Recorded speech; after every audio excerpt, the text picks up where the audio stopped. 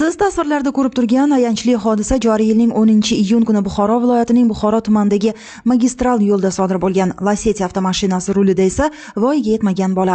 11-sinf o'quvchisi shu kuni otasidan so'roqsiz avtomashinani boshqarib chiqqan va 2 nafar voyaga yetmagan o'rtoqlarni sayr qildirmoqchi bo'lgan. Biroq ko'rib turganingizdek, sayohat ayanchli yakun topdi. Avtomashina salonida bo'lgan 2 yo'lovchi bolalar ham jiddiy tan jarohati bilan kasalxonaga yotqizilgan. O'tib ketaman deb o'yladim, qaytdi-da. Urib ketdi-da. Urilib ketdi. Haydovchilik guvohnomasi olganmisiz?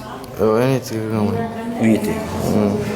Bu mashinani ota-onangiz o'zlari berganlarmi yo so'ramasdan olib chiqdingizmi? Yo'q, so'ramasdan uxlagan edilar. 2 soatda kelaman deb olib ketdim-da. Biz hamisha rul boshqaruvida bo'lgan bolalarning xatti-harakatlariga ota-onalarni bosh sababchi qilib ko'rsatamiz. Bu bor haqiqat. Chunki avvalo bolasiga avtomashinani boshqarishni begonalar emas, o'z ota-onasi o'rgatadi, qolaversa, avtomashina kalitini ham o'z qo'llari bilan topshirib qo'yishadi.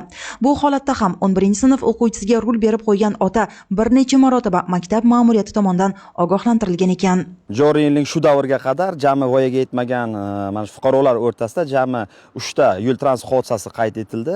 Afsuski, mana qanchalik ko'p tushuntirish profilaktik ishlarni olib borishimizga qaramasdan, mana ayniqsa hozir yozgi ta'til vaqtida ota-onalarimiz tomonidan farzandlariga nisbatan befarqlik, e'tiborsizlik, kalitni transport vositasi o'ziga qoldirish yoki avtotransport vositasini ishonib berish kabi holatlar ko'p uchramoqda. Biz mana bu so'nggi yuz bergan holat bo'yicha ham ko'rishimiz mumkinki, voyaga yetmagan maktab o'quvchilari ota-onasining uxlashidan foydalanib, transport vositasini ularning e'tiborsizligi tufayli minib chiqqan va mana shunday ko'ngilsiz hodisa yuz berishiga baribir qandaydir jihatdan ular ham sababchi bo'lishgan.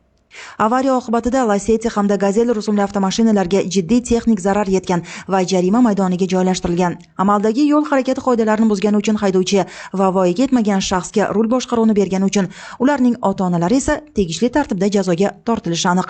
Bu kun Zilola Xudoyqulova, Davlatbek Kamolov, Buxoro.